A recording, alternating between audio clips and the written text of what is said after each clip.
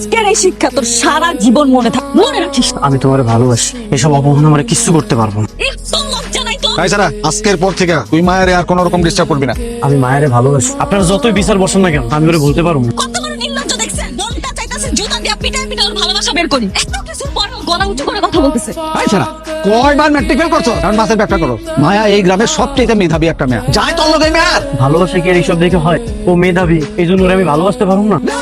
তুই ভালোবাসবি ওই যে উত্তরপাড়া আমার সাহেবের মেয়ে আছে না মালা, আরে তুই ভালোবাসবি। তুই ভালোবাসবি ছায়ার।